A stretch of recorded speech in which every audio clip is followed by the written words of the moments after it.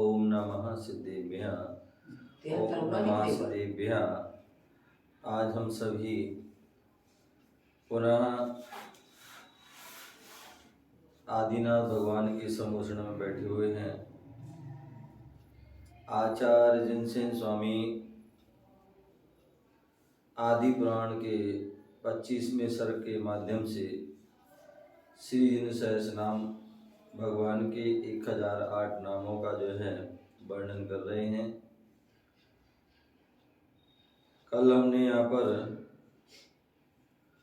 72 और 73वें छंद के माध्यम से हमने यहाँ पर जाना था। आज हम 27वीं क्लास श्री जिन सहस्रनाम की प्रारंभ करते हैं और उनके विशेष नामों गुणों के बारे में जानने का प्रयास कर रहे हैं। 74वें नंबर के छंद में बता रहे हैं, पापापेतो विपापात्मा विपापमा बीत कल्मषा निर्द्वंदो निर्मदा शांतो निर्मोहो निरुपद्रवः। बहुत सुंदर बात कही है, एक बार और इसको दोहराएंगे। पापापेतो विपापात्मा विपापमा बीत कल्मषा निर्द्वंदो निर्मदा शांतो निर्मोहो निरुपद्रवः। तो यहाँ बोल रहे हैं, हे भगवान, पापा पेता हिंसादि 5 पाप कार्यों से दूर होने से पाप पेत यह जीव जो है संसार में जो है घूम रहा है, भटक रहा है, दुखों को प्राप्त कर रहा है, तो उसका कारण है कि वह 5 पाप में लिप्त है। और कोई 5 पापों में लिप्त है, कोई हिंसा पाप में लिप्त है, कोई झूठ पाप में लिप्त है, कोई चोरी पाप में लिप्त है, कोई कुशील पाप में लिप्त है, कोई परिग्रह आदि में लिप्त है। लेकिन जो परमात्मा होते हैं, भगवान होते हैं, उस वहां तक पहुंचने के लिए हमारे लिए उन 5 पापों आदि का त्याग करना पड़ता होता है।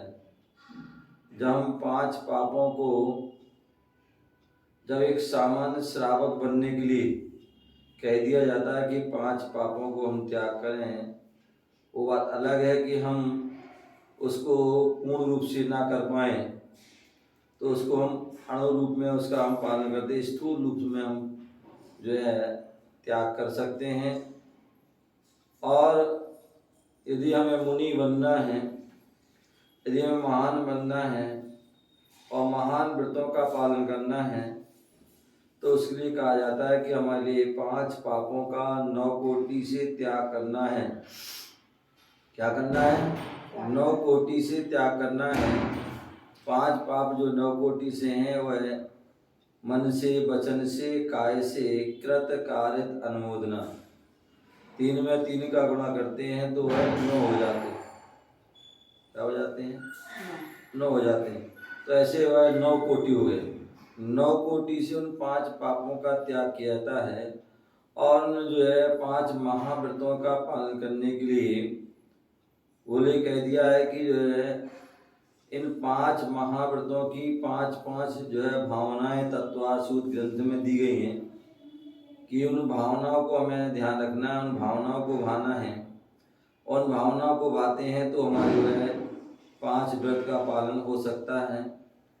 और उन 5 भावनाओं के साथ साथ आपके लिए बोल दिया कि इन 5 व्रतों के 5 अतिचार भी हैं। क्या है? इन अतिचार हैं और इन अतिचार को भी हमें ध्यान रखना है, इनका पालन करना है, तभी हमारे वह निर्दोष रूप से वह व्रत का पालन हो पाएगा। तो इसलिए यहाँ पर बोल रहे हैं, जब एक मुनिराज के लिए बोल दिया कि आपको व्रत पालन करना है, तो उसके लिए इनका ध्यान रखना होगा। तो उसी प्रकार जो है मुनिराज के लिए भी विशेष कहा। और जब भगवान बनना है, अनंत और सिद्ध भगवान पद को प्राप्त करना है, तो उसके लिए तो विशेष हिंसा आदि 5 पापों से दूर होना होगा। और इन 5 पापों से दूर होना है तो सबसे बड़ा विशेष बात ये है कि आपको जो है जो घातिया कर्म है, क्या है, जो घातिया कर्म हैं, 4 घातिया कर्म हैं जो हमारे आत्मा के अनुजीवी प्रतिजीवी गुणों का घात करते हैं। तो इनका 4 कर्मों से यदि हम रहित हो गए तो इन 5 पापों से व्यक्ति अपने आप वह दूर पूर्ण रूप से हो जाएगा। फिर उसमें किसी प्रकार का वह दोष आदि नहीं लगता है। तो इसलिए भगवान ने उन 4 घातिया कर्मों को नष्ट कर दिया है, अनंत गुणों को प्राप्त कर लिया। इसलिए वह हिंसा आदि 5 कार्यों से दूर होने से वह पाप पेत हैं। क्या है? पाप पेत। विपापात्मा, और दूसरे क्या बोल रहे हैं? विपापात्मा जो विशेष रूप से, अभी पाप रूप से कहा था, अब और विशेष रूप से पाप रहित आत्मा होने से जो है क्या है? विपापात्मा। विपापमा पाप क्षय करने से विपापमा है। क्या है? जो पापों का पूर्ण रूप से जो है क्षय करने से विपापमा। बीत कलमसा, जो है कर्म मल से रहित होने से बीत कलमस है। क्या है? भगवान ने जो क्या कर दिया, जो कर्म रूपी मल से पूर्ण रूप से रहित हैं। हम सभी कितना भी व्रत का पालन करने, लेकिन वह निर्दोष नहीं हो सकता, क्योंकि अभी हम कर्म से सहित हैं। और कर्म से सहित होने के कारण जो है हमारे जो है निर्दोष पूरे व्रतों का पालन नहीं हो सकता है। लेकिन यहाँ बीत कलमसा भगवान ने क्या कर दिया है? जो कर्म रूपी मल से रहित हो गए हैं। क्या हो गए हैं?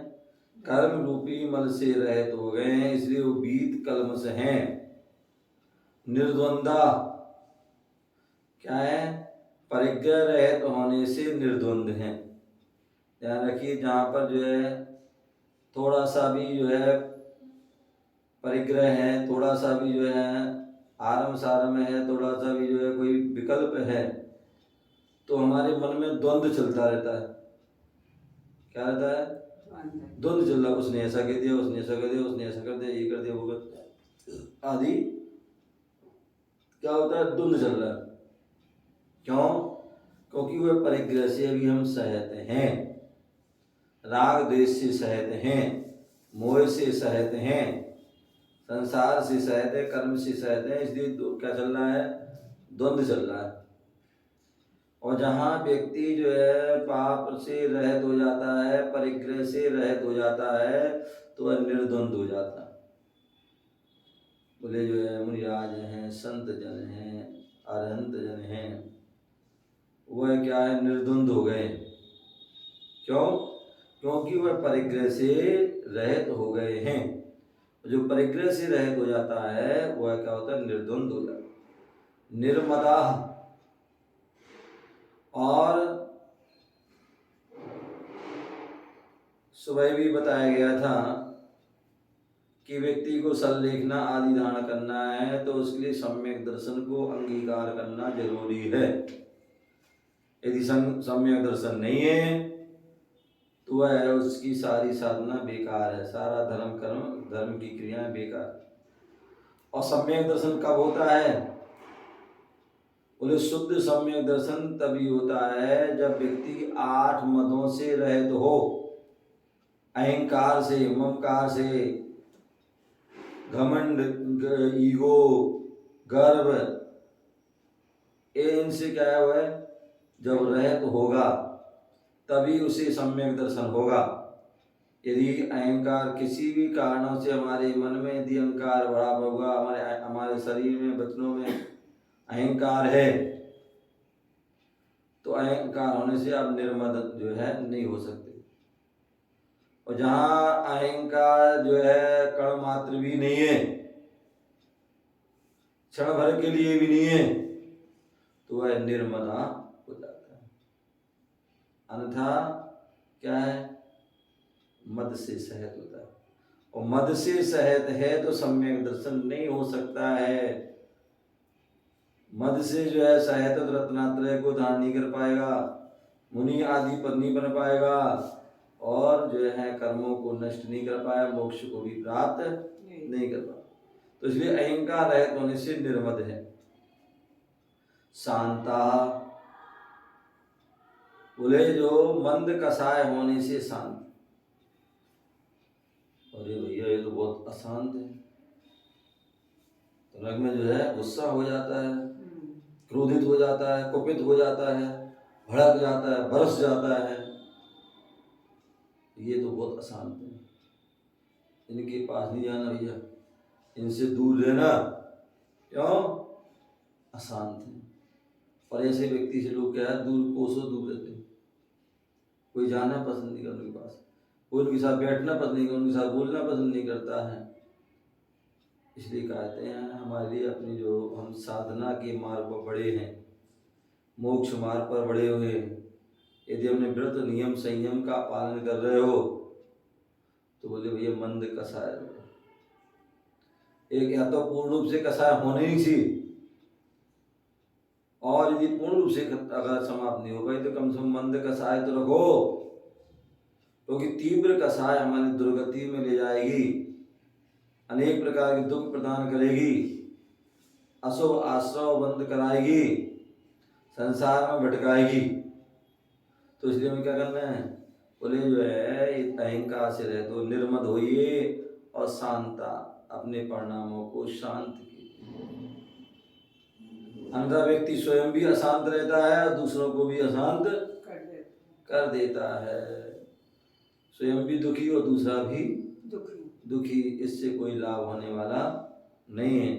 ऐसा हमारी क्रिया होना चाहिए जिससे हम भी शांत रहें और दूसरा भी शांत रहे। निर्मोहा, मोह रहित होने से निर्मोह। अभी तो हम सभी को मोह रहता है, शरीर से ही मोह है, कपड़ों से भी रहे, धन दौलत से मोह है, बीवी बच्चों से मोह है, बच्चों से, बहू से, नाती पुत्र आदि इनसे उनसे सब मोह है। और जहाँ मोह होता है वहाँ अनंत संसार है, क्योंकि आचार्य ने कहा है जो 8 कर्म है उन 8 कर्म में मोहिनी कर्म राजा है। तो इसलिए हमें मोहिनी कर्म राजा है तो जो है राजा को क्या करना है, परास्त करना है, तभी हम विजय प्राप्त कर पाएंगे। तो इसलिए निर्मोहा भगवान ने सबसे पहले क्या किया, मोहिनी कर्म को नष्ट किया है, इसलिए वो निर्मोह हो गए। क्या हो गए? निर्मोह। यदि मोह रहेगा तो संसार में ही भटकते रहोगे, अनेक प्रकार दुखों को भोगते रहोगे। तो निर्मोह, मोह रहित होने से निर्मोह। तथा निरुपद्रव, बोले जब जो है जब मुनिराज आदि अस्त्रग्रस्त अवस्था में या अणुव्रत आदि अवस्था में ही जो है उपद्रव होते हैं, जब केवल ज्ञान हो जाता है, क्या हो जाता है, केवल ज्ञान हो जाता है तो सारे उपद्रव जो है उपसर्ग आदि सब जो नष्ट हो जाते हैं, फिर वह किसी प्रकार का उपसर्ग नहीं होता है केवल ज्ञान होने पर। केवल ज्ञान होने के पहले उपसर्ग कई बार हो सकता है, लेकिन केवल ज्ञान हो गया, केवल ज्ञान होने के पहले तो हो सकता है उपसर्ग, लेकिन केवल ज्ञान होने पर किसी प्रकार का उपसर्ग नहीं होगा, क्योंकि ये विशेषता है। निरुपद्रव, उपसर्ग रहित होने से, पार्श्वनाथ मुनिराज जब अवस्था में थे खूब उपसर्ग हुआ उन पर, अन्य और भी मुनिराज उपसर्ग हुआ, लेकिन जब केवल ज्ञान हो गया, क्या हो गया, केवल ज्ञान हो गया, फिर वह सारे उपद्रव उपसर्ग अपने आप शांत हो गए। तो इसलिए उपसर्ग रहित होने से निरुपद्रव कथते कहे जाते हैं। इस प्रकार से यहाँ इसका ये अर्थ बताया। भावार्थ, हे भगवान, आप हिंसादि पाप कार्यों से दूर होने से पापापेत, क्या है, आप हिंसादि पाप कार्यों से दूर होने से पापापेत हैं, पाप रहित आत्मवान होने से विपापात्मा है। क्या है, पाप रहित आत्मान होने से क्या है, विपाप आत्मा, पापाक्षया, पापाक्षया करने से विपाप माँ, मतलब पापों का क्षय करने से जो है क्या है, विपाप माँ है। कर्म मल रहित होने से बीत कलमश, क्या है, कर्म मल से रहित होने से जो है बीत कलमश, मतलब जो कलमश जो है बीत गया है, कर्म बीत गए हैं।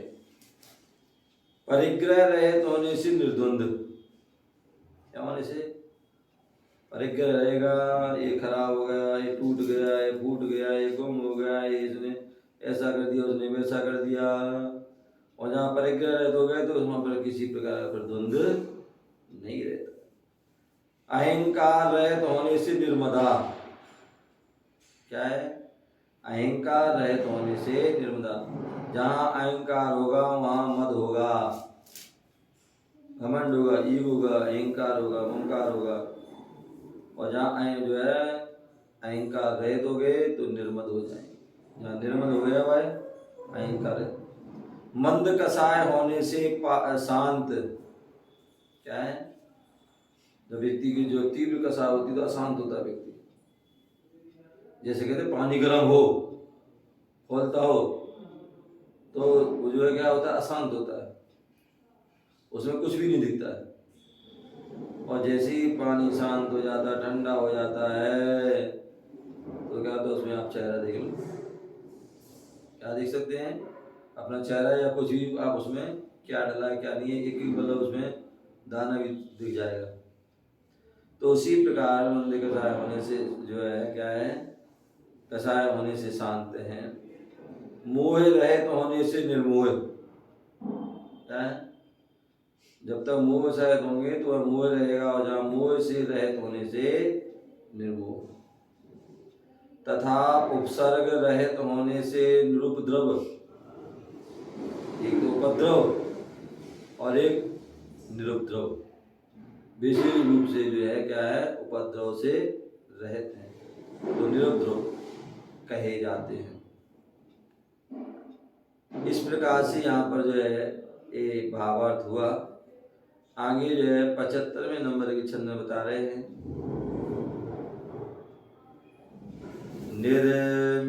निर्निमेषो निराहारो निष्क्रियो निरुपप्लवा निष्कलंको निरस्तैना निर्धूतागा निराश्रवः। यहाँ बोल रहे हैं, द्वारा एक बार बोलेंगे, निर्मेषो निराहारो निष्क्रियो निरुपप्लवा निष्कलंको निरस्तैना निर्धूतागा निराश्रा। यहाँ बोल रहे हैं, हे आत्मन, हे भगवान, आप निर्निमेषः, निर्निमेषः, भगवान कैसे होते हैं, बोले हमारी हर क्षण जो है पलक झपकती रहती है, क्या रहती है, पलक झपकती है। वो करते ऐसे इसमें धागा कौन से होता जैसे बता रहे थे 75वें नंबर में, निर्निमेषो निराहारो निष्क्रियो निरुपप्लवः निष्कलंको निरस्तेना निर्धूतागा निराश्रवः। तो यहाँ बोला, हे भगवान आप कैसे निर्निमेषा, बोले हम सभी जो जितने भी संसारी जीव हैं उनकी पलक झपकती रहती है। कई बार ऐसा भी होता है, कुछ लोग जो है पागल से हो जाते हैं, जो तो उनके लिए क्या होती है, वो उनकी फिर पलक नहीं झपकती है। या जो मृत्यु आदि सैया पर जो है मृत्यु होने वाली है, तो उस समय भी जो है जो पुतली जो है हो जाती है, खड़ी हो जाती है। एकदम पुतली क्या बोले पत्थर जैसी हो जाती है, फिर वो भी पुतली पुतली भी नहीं हिलती है और पलक आदि भी। लेकिन यहाँ भगवान जो है जो बन जाते कर्मों से रहित हो जाते हैं ऐसे या केवल ज्ञान हो जाता है तो फिर उनकी वो पलक झपकती नहीं है। क्या नहीं होती है? पलक नहीं झपकती है। तो इसलिए वो निर्निमेषा, पलकों की ना झपकने से वह निर्निमेष है। निराहारा बोले जब तक मोहिनी कर्म रहता है, जब तक घातिया कर्म है तब तक जो है अघातिया कर्म भी प्रभावशाली हो जाते हैं। क्या हो जाते हैं? जब तक घातिया कर्म है जिसमें मोहिनी कर्म विशेष है वो रहता है तो उससे जो है अन्य जो कर्म है अघाती कर्म वेदनी आदि वो भी अपना प्रभाव दिखाते हैं। तो जो बोले जो है भगवान निराहार हैं, वो आहार नहीं करते हैं क्योंकि आहार की उन्हें कोई इच्छा ही नहीं होती है। क्योंकि आहार की इच्छा कब होती है? बोले जब भूख लगती है, भूख आदि कब लगती है? भूख की वेदना कब होती है? वेदनी कर्म होता है। और वेदनी कर्म का प्रभाव कब होता है? जब मोहिनी कर्म होता है। जब हमें शरीर से मोह होगा तभी तो मैं जो है वो खाने की इच्छा होगी। हम बोले खाना, किसी को लोग खाना क्यों खाते हैं? बोले हम जिससे सुंदर दिखें, शरीर हष्ट पुष्ट रहे, इसलिए भोजन करते हैं। इसलिए कहते हैं संसारी जीव और साधु में कितना अंतर है। बोले साधु जो है जीने के लिए खाते हैं और संसारी जीव होते हैं वो खाने के लिए जीते हैं। क्या होते हैं? संसारी जीव खाने के लिए जीते हैं और साधु जीव जीने के लिए खाते हैं। तो बोले जो है जो भी हम भोजन आदि कर रहे हैं वो किस लिए कर रहे हैं भैया? जो शरीर में भूख लगती है, शरीर से मोह है, शरीर स्वस्थ रहे, शरीर तंदुरुस्त रहे, इसलिए भोजन कर रहे हैं। लेकिन वहाँ जो है अब जो है मोहिनी कर्म ही नहीं रहा है तो शरीर से मोह नहीं रहता है। क्या नहीं रहता है? मोहिनी कर्म नहीं है, शरीर से मोह नहीं है। और जब जो शरीर से मोह नहीं है, मोहिनी कर्म नहीं, तो फिर हमें ना भूख लगती है ना प्यास लगती है। तो केवली भगवान जो है कबलाहारी नहीं है। जैसे हम लोग जो है क्या करते हैं, भोजन करते हैं, ग्रास करते हैं, खाते हैं, वैसे वह केवली भगवान जो है कबलाहारी नहीं। तो कबलाहार रहित होने से निराहार। निष्क्रिया, सांसारिक क्रियाओं से रहित होने से निष्क्रिय। किसी से बोलो भैया कहाँ हो भैया, आते जाते नहीं हो? बोले महाराज बहुत काम है। क्या है? काम है, बहुत काम है, बहुत काम करना पड़ते हैं, बहुत बिजी रहते हैं इसलिए नहीं आते हैं। सबकी बात। तो सांसारिक क्रियाओं से, लेकिन भगवान क्या है? भगवान के पास समय ही समय है। क्या है? समय समय। क्यों? क्योंकि वो अपने ज्ञान ध्यान तब में और कुछ नहीं करना उनको। ना उन्हें खाना खाना, ना उन्हें आहार करना, ना निहार करना, ना विहार करना है, कुछ भी नहीं करना, कोई भी क्रिया नहीं करना है। सारी वह निष्क्रिय क्रियाओं से सब रहित हो गए, अपने ज्ञान ध्यान तब में बस लीन है। महाराज जी एक बात पूछ लो। जैसे हमारे तो एक मच्छर भी बैठ जाता है, उससे बेचैन हो जाते हैं हम। तो ये जो बड़े बड़े भगवान जी हुए, सब हुए, कोई किसी ने लोमड़ी ने खा लिया, कोई मतलब बाहुबली जी के जैसे वो चढ़ गए, तो छिपकली सांप ये भी चढ़ते होंगे, तो उनको महसूस ही नहीं होता। ध्यान रखिए, महसूस होने को तो महसूस रहता है, होता है, लेकिन जो उसको एक महसूस करना, एक महसूस नहीं करना। भाई चढ़ रहा है तो सबको पता पड़ रहा है, लेकिन उस ओर हमारा ध्यान ही नहीं जाना। एक ध्यान ले जाना उस ओर, एक ध्यान वहाँ नहीं जाना, वहाँ हटा लेना। ठीक है? जो जो साधु जन साधक होते हैं, जो जब आत्मा का ध्यान करते हैं, अप्पा सो परमप्पा जो ध्यान करते हैं, निर्विकल्प ध्यान हो जाते हैं, तो फिर शरीर का विकल्प नहीं रहता है। और दूसरी बात फिर क्या है, जितने भी हमारे तीर्थंकर भगवान आदि होते हैं या केवली भगवान आदि है, जो तद्भव मोक्ष उसी भाव से मोक्ष जाने वाले हैं, बोले वो सब जो है उत्तम शयनन के धारी हैं। क्या? उत्तम शयनन के धारी हैं। वज्र नारा शयनन, इनके धारी है, उत्तम शयनन है। और हम सभी का असंप्राट का सबहीन शयनन है। समझिए ना? तो उत्कृष्ट शयनन जब होता तो वहाँ किसी प्रकार कोई जो है उन्हें ना अनुभव होता है, ना उसको लेकिन हमारा जो है हिंसन है, इसलिए हमारा जो है धर्म की ओर ध्यान नहीं जाता, इन सारी चीज़ों में ध्यान चला जाता है, तो इसलिए हमें कष्ट होता, पीड़ा होती है। तो यहाँ बोले हैं भगवान कैसे निष्क्रिय, सांसारिक क्रियाओं से रहित होने से वो कैसे हैं, निष्क्रिय। कोई भी क्रिया करनी उनकी बाकी नहीं है, सारी जो क्रिया थी वो सब उन्होंने कर ली हैं, इसलिए वो क्या है, निष्क्रिय है। निरुपप्लव, निर्बाध होने से, निरुपप्लव है क्या है, निर्बाध, मतलब किसी प्रकार की कोई बाधा आदि नहीं है, इसलिए वो निर्बाध है। कैसे है, निर्बाध। भगवान हमारे तो जीवन में अनेक प्रकार की बाधाएं रहती हैं, क्या रहती हैं, अनेक प्रकार की बाधाएं रहती हैं, लेकिन जो है उनके किसी प्रकार की कोई बाधाएं नहीं रहती, वो निराबाध है, निराबाध, बाधा से रहित। क्योंकि जहाँ कर्म रहते हैं, जहाँ संसार रहता है वहाँ बाधाएं हैं, और जहाँ संसार से परे हो गए, संसार से परे हो गए, संसार जहाँ छूट गया, कर्मों से रहित हो गए, वहाँ क्योंकि कर्म ही बाधा है। क्या है, बोले हम खाना खाना चाहते हैं नहीं खा पा रहे, पहनना चाहते हैं नहीं पहन पा रहे हैं, सोना चाहते हैं नहीं सो पा रहे हैं, कोई भी काम करना चाहते हैं वो नहीं कर पा रहे हैं, कहीं ना कोई विघ्न आ जाता है, आ जाता ना, आ जाता। तो विघ्न आ रहा है तो ये क्या है, बाधा है, विघ्न बाधा कहते ना, तो जो विघ्न आना है ये भी एक बाधा है, और ये कर्म से आती है। हमने किसी के लिए पूर्व जन्म में कोई बाधा डाली होगी, क्या, हमने किसी के कर्म में कोई बाधा डाली होगी, तो इसलिए हमारे जो है हम क्रिया कर्म करते हैं उसमें भी कोई ना कोई बाधा आ जाती है, तो इसलिए हमारे जो है जीवन जो है क्या है, बाधा से सहित है।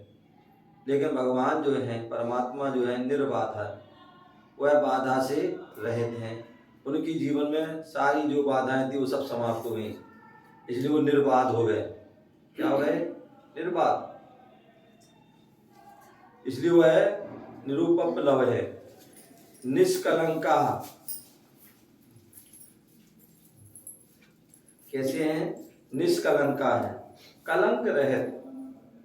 बोले हमारे जीवन में अनेक कलंक आते हैं, जाते हैं, लगते हैं, लेकिन वो कर्म से, कलंक से रहते हैं। क्यों, जब कर्म होगा तभी कलंक लगता है। हमने कोई कर्म किया, बहू ने ऐसा कह दिया, बेटा ने कैसा कह दिया, उसने वैसा कर दिया, उसने कैसा, ये सब कब होता है, ये तो जो है ये सब निमित्त हैं। बात, और ये निमित्त कब बनते हैं, जब हमारा कर्म को दे जाता है। महाराज जी जो कोई काम ना करा हो कभी भी उसके लिए भी कलंक लग जाए, तो उसके लिए क्या ऐसा है, आपको पता होगा कि होना चाहिए, सीता जो थी, सीता के भाव में उन्होंने कोई काम किया था क्या बुरा किसी का, फिर भी कलंक लगा नहीं लगा उनको, लगा ही लगा उनको कलंक। उनने क्या किया था, जन्म हुआ, बोले जो है जैसे अपने जीवन जिया, जीने उसके बाद जो है राम से शादी हो गई, शादी होने के बाद वन में चली गई, वन में चली वहाँ रावण चुरा के ले गए, उन्होंने क्या किया, कोई देखा जाए तो कोई कर्म बुरा कर्म नहीं किया था, लेकिन फिर भी कलंक लगा। क्यों लगा, क्योंकि उन्होंने पूर्व जन्म में एक मुनिराज और एक आर्य का जो है आपस में तत्व चर्चा कर रहे थे, जो भाई बहन थे, और उनको देख करके उनका अपवाद किया था कि देखो महाराज वहाँ बैठे अकेले आर्य का मैं और महाराज बैठे, पता नहीं क्या बातें कर रहे हैं, हंस के बाद घिलघिला के बातें कर रहे हैं। तो वो कर्म उनने जो बांधा था, और उस कर्म को बांधा था, तो वो ही आगे चल करके अगले भाव में, उसी भाव में नहीं कहते ना, इस जन्म में ना सही पर भव में मिलता है, इस जन्म में ना सही पर भव में मिलता है, अपनी अपनी करनी का फल सबको मिलता है, अपनी अपनी करनी का फल सबको मिलता है। बोले करनी का फल जो है व्यक्ति को जरूर मिलता है, समझ गए ना, चाहे वो इस जन्म में मिले और चाहे वो अन्य जन्म में मिले, लेकिन मिलेगा तो। तो जो सीता के लिए जो उनके लिए जो दोषारोपण हुआ था वो क्यों हुआ था? बोले उन्होंने सीता के भाव में कुछ भी गलत कार्य नहीं किए थे, वो उन्होंने पूर्व भाव में किए थे, और पूर्व भाव में किए थे उनको अगले भाव में कर्म मिला, उनको फल मिला था। उसी प्रकार यदि हमारे जीवन में भी यदि कोई किसी प्रकार का कष्ट आ रहा है, परेशानी आ रही है, कोई दिक्कत आ रही है, कोई बाधा आ रही है, या कोई कलंक लग रहा है, कोई दोषारोपण हो रहा है, हो सकता है हम कुछ भी गलत कार्य नहीं कर रहे हो लेकिन फिर भी लग रहा है, इसका मतलब है कि हमने पूर्व जन्म में किसी पर हमने दोषारोपण किया होगा। बोले भीष्म पितामह को जो है बाणों की सैया पर सोना पड़ा। क्यों सोना पड़ा? उन्होंने क्या किया था? उन्होंने तो सभी का भला किया था उस भाव में, उस भाव में तो उन्होंने सभी का भला किया था, किसी का भी बुरा नहीं किया था, लेकिन फिर भी उनको जो है बाणों की सैया पर तो ऐसा कहते हैं महाराज कि आप करो तो अभी फल मिल जाता है। ऐसा नहीं है, ऐसा नहीं है हमारा तो।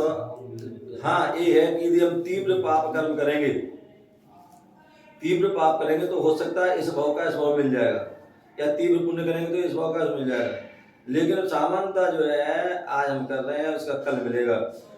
जो हमने पूर्व में किया था वो आज हमें मिल रहा है, समझ गए? कहते हैं हम लोग जो है बादशाह खा रहे हैं। क्या खा रहे हैं? बादशाह खा रहे हैं। जो हमने पहले कमाया था वो आज हमें मिल रहा है, आज हम कमा रहे हैं वो आगे मिलेगा, ठीक है ना। तो मैं बता रहा था कि जो भीष्म पितामह हैं उनको जो है उन्होंने अपने उस जीवन में कुछ भी गलत निकाल नहीं किया, अच्छी किया, अपने पिता की खुशी के लिए अपना सुख त्याग दिया, अपने जो है मतलब उसके लिए जो है अपने पिता की खुशी, माँ की खुशी के लिए उन्होंने क्या कर दिया, उन्होंने शादी नहीं कराई, मतलब राजपाट से सब तिलांजलि ले ली, मतलब पूरे जीवन भला ही किया, लेकिन फिर भी बाणों की कहते हैं दूसरे जो अन्य जो वैष्णव हिंदू संप्रदाय में कहते हैं उनको बाणों की सैया पर सोना पड़ा। क्यों? तो कहते हैं पूर्व जन्म में वो रास्ते में जा रहे थे और रास्ते में एक सर्प जो है अधमरा डला हुआ था, घायल अवस्था में पड़ा हुआ था, बीमार अवस्था में, रोग अवस्था में पड़ा हुआ था। उन्होंने विचार किया कि रास्ते में पड़ा है, कोई भी वाहन आएगा, कोई भी आएगा, सवारी आएगी, कोई भी व्यक्ति जाएगा तो उसमें जो है वो है उसके उस पर पैर पड़ सकता है और वो मर सकता है। तो उसकी ऐसा सोच के रक्षा करने के उद्देश्य से उसको बाण से उठाया और झाड़ी के वहां डाल दिया, झाड़ी पे डाल दिया। अब वो झाड़ी पे डाला तो वो जो है वो सर्प क्या है उसको काटे उसको चुभ गया और ऐसी में उसकी मृत्यु हो गई। हालांकि उन्होंने अच्छा सोचा लेकिन वो थोड़ा विवेक नहीं हो पाया और उस कारण पे तो वो कर्म उनका जो वहां बंधा था, क्या वो कर्म वहां जो बंधा था वो कर्म अगले भाव में उनके जो है उदय में आ गया और उनके लिए जो है बाणों की सैया आदि पर कहते हैं उनको सोना पड़ा, कष्ट भोगना पड़ा। तो इसलिए कह रहे हैं निष्कलंकता, भगवान जो है कर्म से रहित हो गए हैं, इसलिए वो कलंक से भी रहित हो गए हैं, तो इसलिए उनको निष्कलंक कहते हैं। निरस्तैना, निष्पाप होने से निरस्तैन है, क्या है? निष्पाप, तो सारे जो पापों से हुए नष्ट हुए, पापों से बच गए, पापों से मुक्त हुए हैं। अन्यथा हम दिन रात क्या करते हैं? दिन रात हम पाप कर रहे हैं, दिन रात हम पाप कर रहे हैं। कोई हिंसा कर रहा है, कोई मतलब मन से कर रहा है, कोई वचन से कर रहा है, कोई काय से कर रहा है, किसी के दिल को दुखा रहा है, किसी को कष्ट दे रहा है, पीड़ा दे रहा है, सता रहा है, ये क्या है? हिंसा। कोई झूठ बोल रहा है, कोई चोरी कर रहा है, कोई कुत्सित भाव रख रहा है, खोटे विचार, खोटे कर्म कर रहा है, और कोई अनावश्यक परिग्रह आदि संग्रह कर रहा है, तो ये सब पाप है। तो लेकिन भगवान जो है परमात्मा जो होते हैं वो सब पापों से क्या है? मुक्त हो चुके हैं, इसलिए उनको निष्पाप होने से हुआ है निरस्तैन। निर्धूतागा, निरपराध होने से निर्धूतांग, बोलते एक अपराध होता है एक पाप होता है। एक क्या होता है, पाप होता है, एक अपराध होता है। बोले जो है दुनिया में जो है जो अनेक जो अदालत आदि हैं, राजा आदि के न्याय होते हैं, कुछ दंड दिए जाते हैं। तो बोले जो है जो अपराध होता है उसका दंड दिया जाता है। और कई बार तो ऐसा भी होता है कि व्यक्ति अपराधी व्यक्ति जो है निर्दोषी व्यक्ति निर्दोषी हो जाता है। झूठी गवाही आदि झूठे सबूतों के माध्यम से क्या होता है, दोषी हो जाता दो निर्दोषी दोषी दोषी हो जाता है और दोषी निर्दोषी हो जाता है। अपराध से बच जाता है, अपराध के दंड से बच जाता है। लेकिन ध्यान रखना, कर्म की जो तुम इस अदालत से बच जाओगे, लेकिन जो कर्म की अदालत है, उस कर्म की अदालत में जो तुमने पाप किया है, बोले जो हम जो है काय से पाप आदि कर देते वो अपराध है। जो मन में हमारे गलत विचार आ रहे हैं, गलत हम सोच रहे हैं, वो हमारा पाप है।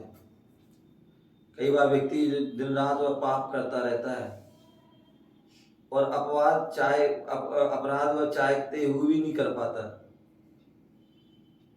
लेकिन पाप चलता रहता है। और पाप चलता है तो ध्यान रखना, उस पर जो है आपको अपराध की सजा मिले या न मिले, लेकिन पाप की सजा आपको जरूर मिलेगी। तो जब जब कर्म का जो है लेखा जोखा होता है, कर्म का हिसाब किताब होता है, तो उसमें तुम्हारे जो पाप हुए हैं उन पाप का हिसाब किताब जरूर होता है। तो इसलिए बोल रहे हैं भगवान कैसे हैं, निष्पापा, पाप से रहित होने, निरस्तेन, निर्धूतागा, निरपराध, अपराध से रहित, क्योंकि वो पाप से रहित हो गए। बोले जब व्यक्ति के अंदर जो है पाप गलत सोचता है, गलत विचार करता है, तो वो मतलब पाप है। और जब मन में पाप आ जाता है तो व्यक्ति के जो है वचन में और काय में भी पाप आ जाता है। एक न एक दिन में पाप वो क्या करता है, कोई अपराध कर देता है। क्यों? क्योंकि उसे मन में आ गया। जब मन में उसे गलत सोच लिया, गलत करने के विचार आ गए, तो वचनों से भी आ जाते हैं और काय से भी आ जाते हैं। लेकिन भगवान जो है पाप से भी रहित हैं और अपराध से भी रहित हैं। इसलिए निर्धूताग तथा निराश्रवा, कैसे हैं? निराश्रव, आश्रव से रहित, कर्म रूपी आश्रव से रहित हैं। क्योंकि जब तक कर्म है संसार में, तब तक आश्रव आदि हो रहा है। और जैसे जो हम संसार से परे हो जाते हैं या कर्म से रहित हो जाते हैं, तो हम जो है पाप से भी, आश्रव से भी रहित हो जाते हैं। हम उठ रहे हैं, बैठ रहे हैं, चल रहे हैं, खा रहे हैं, पी रहे हैं, सो रहे हैं, बोल रहे हैं, इनसे क्या हो रहा है? इनसे हमारे लिए जो है आश्रय होता है, पाप का आश्रय हो रहा है। क्यों? क्योंकि आप उठ रहे हैं तो सावधानी से नहीं उठ रहे, बैठ रहे हैं तो सावधानी से उठ रहे हैं, चल रहे हैं तो सावधानी से चल रहे हैं, सो रहे हैं तो भी सावधानी से, असावधानी से हो रहे हैं। असावधानी से होने से अनेक जीवों की प्रार्थना हो जाती है, अनेक जीवों का जो है क्या होता है, घात हो जाता है। तो इसलिए जहाँ घात होगा वहां पर जो है आश्रय होगा और बंद होगा। हम दिन रात जो है सांसारिक क्रियाओं में कर रहे हैं, तो इसलिए हमारे क्या हो रहा है, हर क्षण हर पल जो है कर्मों का आश्रय। आश्रम का क्या मतलब बाबू जी? कर्मों का आना, आत्मा से जो है पास, कर्मों से चिपक जाना आश्रय। मान लीजिए जैसे जो है आत्मा है, वो एक समझ लो शरीर किस तरह है, शरीर है जैसे मान लो एक मान आत्मा है, और जो है शरीर में जो है क्या है, चिकनापन आदि है, ठीक है ना, क्योंकि आत्मा राग द्वेष आदि, तो उससे क्या होता है, कर्म जो है आते हैं। जैसे जो है आपने शरीर में तेल आदि लगाया और बाहर निकलोगे तो क्या हो जाएगा, धूल आदि आपसे चिपक जाएगी, शरीर पर भी चिपक जाएगी, कपड़े आदि भी, क्योंकि वो उसमें चिकनाहट आदि है। उसी प्रकार जो हमारी आत्मा जो है, उस आत्मा में जो कर्मों का जो है, आत्मा के साथ जो कर्मों का जो है पास आना, मिल जाना है, ये क्या है, वो आश्रय, ठीक है ना। और फिर जो है एक में एक वो जो है बिल्कुल क्या हो जाना, मिल जाना, मिल गया। एक आरा कर्मों का आ रहे हैं वो तो आश्रव, एक मिल जाना ये बंध है। बोले जो है हम अशुभ आदि क्रिया करते हैं, अशुभ वचन बोलते हैं, अशुभ सोचते हैं, इनके माध्यम से हमारा अशुभ आश्रय होता है। और अशुभ आश्रय होने से अशुभ पाप का बंध होता है और उससे हमें जीवन में अनेक प्रकार के दुख कष्ट पीड़ा आदि होती है। और हम अच्छी क्रिया कर रहे हैं, हम मान ली महाराज जी के पास आ रहे हैं, हमने दर्शन कर रहे हैं, अच्छे विचार अच्छे भाव हैं, हम अपनी धर्म की क्रिया कर रहे हैं, तो इससे क्या होगा, इससे भी आश्रय होगा, लेकिन इससे पुण्याश्रय होगा। और पुण्याश्रय होगा तो इससे हमारे लिए पुण्य की सामग्री सांसारिक सुख आदि की प्राप्ति होगी। हो सकता है आपके लिए व्रत संयम धारण भी कर सकते हैं, समझ गए ना। और व्रत संयम धारण करके आप जो है फिर जो है शुद्ध दशा में भी पहुंच जाएंगे, वहाँ आश्रय बंध से आप बच जाएंगे। फिर जो है निर्जरा होती है, जो हमारे पुराने कर्म नहीं नए कर्म बनते नहीं हैं और पुराने जो है क्या होते हैं, झरने लग जाते हैं। तो ऐसे जो है वह निर्जरा होती है और जब पूर्ण रूप से जो कर्म झड़ जाते हैं तो वह मोक्ष हो जाता है। तो ऐसे जो हमारे जो है बोले भगवान कैसे हैं, निराश्रव, क्योंकि वह कर्म से रहते हैं, क्रिया से रहते हैं, इसलिए वो कैसे हैं, निराश्रव, आश्रव से रहते, ठीक है ना, इसलिए कथ्यते कहे जाते हैं।